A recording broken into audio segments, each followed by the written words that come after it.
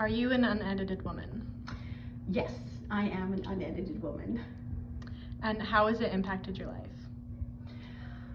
I think how it's impacted my life is when you really know who you are, when you're really true to yourself, and you live by the things that you value, then you're living the most happiest and fulfilled life. And I think for women, it takes us time to get there. We don't always recognize what we value. We get so bogged down with just being everything to everyone, and we kind of get lost within ourselves. So when you're able to find that and recapture that, I think that's the essence of who you are, and I think it's something really to be proud of. And what have you learned during this process? Oh, what I've learned is that being true to yourself is where not only you become completely fulfilled, but everyone else benefits from that. So if you're being different things for other people and trying to be there for everyone else and not yourself, you get lost in that, and then you start feeling frustrated, you start feeling not, owning truth to who you are, and living that is difficult because then it becomes very misaligned. So I think when you find that alignment, you become a lot more engaged with yourself as a person, and you become a lot more engaged with people. And what have you liked about this process?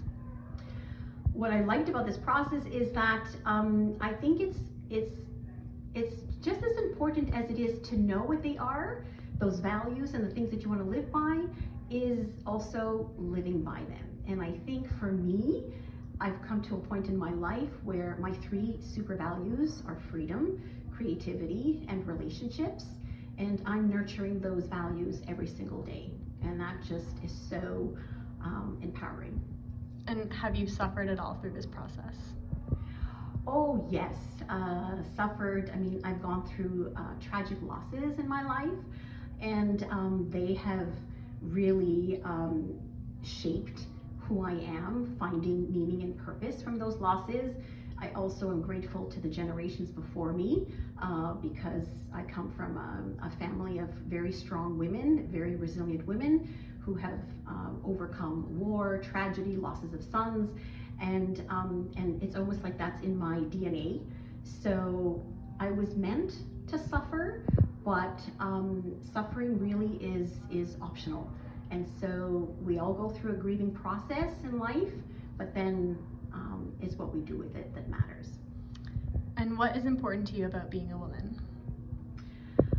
Oh, what's important is really just owning who you are and being good with that and being okay with that and not feeling that you have to justify to anybody else. And just, I think when you're living your wholeheartedness and just navigating life that way, it just feels so empowering and very, enlightening actually. So that process is great.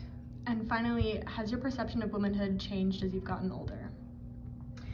Yes, my perception of womanhood has changed in a sense where I've always felt that women have to wear multiple hats, and but we don't have to be different people.